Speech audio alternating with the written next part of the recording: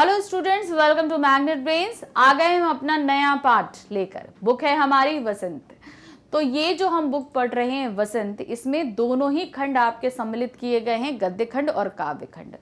हमने इससे पहले कुछ कहानी देखी, संस्मरण देखी, कविता देखी। तो अब जो हमारे सामने आ रही है वो एक कविता है।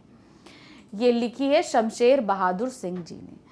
तो ये हमारी किस में आएगी? हिंदी साहित्य के काव्य खंड में आएगी। विधा है इसकी कविता।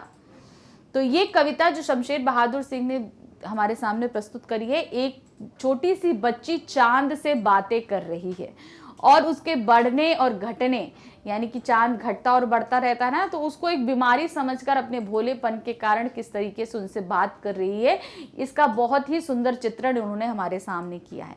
चलिए कविता देखते हैं, उसके अर्थ को समझते हैं और उसके भावार्थ को लिखने का तरीका भी समझते हैं।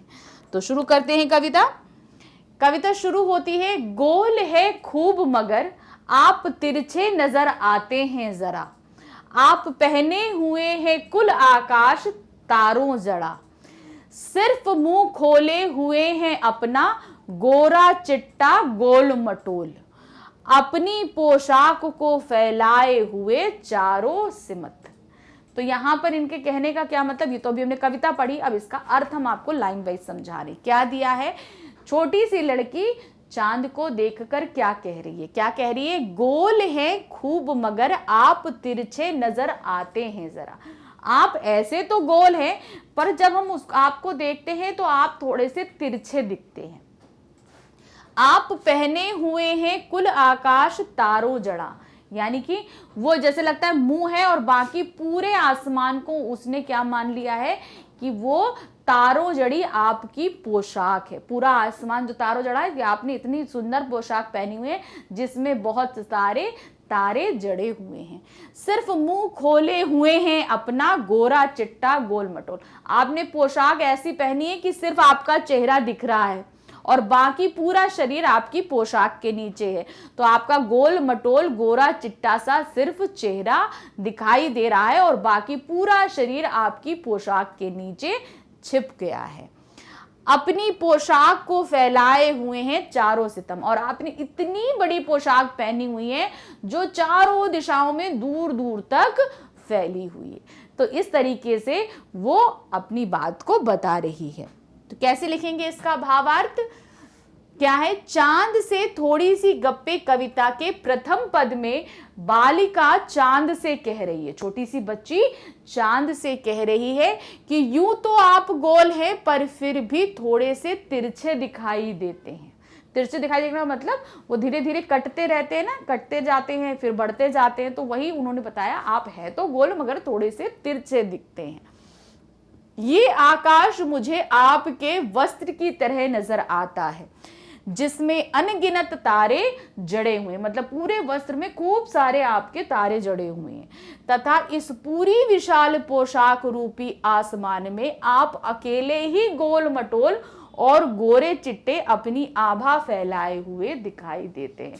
मतलब ये जो पूरा आकाश है इसमें आपकी पूरा शरीर दब गया और सिर्फ आपका गोल मटोल सा चेहरा हमें दिखाई दे रहा है। अब दूसरा पद देखेंगे। आप खूब तिरछे नजर आते हैं जाने कैसे, खूब है गो की वाह जी वाह, कक ही निरा समझा है हम ही नहीं जैसे कि आपको बीमारी है। तो अब यहां क्या दिया है? आप कुछ तिरछे नजर आते हैं जाने कैसे। तो वो बोल रही है आप जो तिरछे, यानी कि चंद्रमा जो घटता बढ़ता रहता है उसको उसने बोला है कि आप तिरछे नजर आ रहे हैं। खूब गो की वाह जी वाह, आप जो घट बढ़ रहे हैं हम जानते हैं, आप हमें बेवकूफ मत समझिए, है ना। कक ही निरा न समझिए, मतलब आप हमें बिल्कुल भी बेवकूफ नहीं समझिए। हम जानते हैं कि आपको कोई बीमारी है। दिया है ना, हम ही नहीं जैसे कि आपको कोई बीमारी है, मतलब हम जानते हैं कि आपको कोई बीमारी है। जो चांद घट बढ़ रहा है उसको वो बालिका उनकी बीमारी समझ रही है। तो कैसे लिखेंगे इसको? चांद में थोड़ी सी गप्पे कविता के इस पद में लड़की चांद से कहती है कि ये जो आप थोड़े से तिरछे से नजर आते हो, अच्छे तो लगते हो पर हमको आप बेवकूफ ना समझो। मतलब आप बहुत सुंदर प्यारे लगते हो जब घटते बढ़ते हो, लेकिन आप मुझे बेवकूफ नहीं समझो। हम जानते हैं आप ये तिरछापन आपकी किसी बीमारी की वजह से है। तो ये जो घटना बढ़ना हो रहा है, तिरछापन हो रहा है, आपको जरूर कोई बीमारी है, उसी के कारण आपके साथ ऐसा होता है। फिर अंतिम पद में हम पढ़ेंगे, आप घटते हैं तो घटते ही चले जाते हैं और बढ़ते हैं तो बस यानी कि बढ़ते ही चले जाते हैं। दम नहीं लेते जब तक बिल्कुल ही गोल ना हो जाएं, बिल्कुल गोल।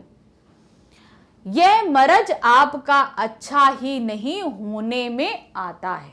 तो अब लास्ट पद में क्या बोल रही है बालिका, आप घटते हैं, मतलब जब आप घटना शुरू करते हैं तो घटते ही चले जाते हैं, मतलब जब चांद घटता है तो घटता ही चला जाता है, और जब आप बढ़ते हैं तो बढ़ते ही चले जाते हैं, और तब तक नहीं रुकते जब तक आप पूरे गोल नहीं हो जाते।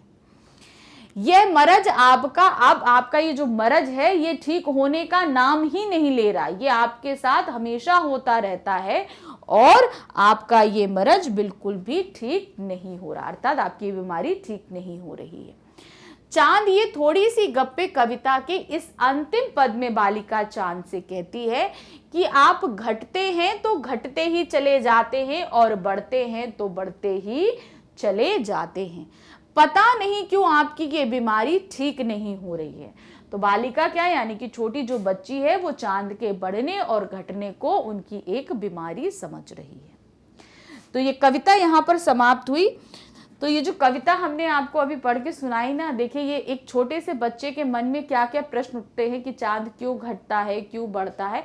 इसी एक प्राकृतिक घटना को लेकर जो कवि ने हमारे सामने कविता रखी है, बहुत ही अच्छी लगी हमको, हमें भी पढ़ने में बड़ा मजा आया कि छोटे बच्चे किस किस तरीके से सोचते हैं। तो अब इसके प्रश्न जो हम थोड़ी देर में आपके सामने लेकर आएंगे। Thank you, bye bye.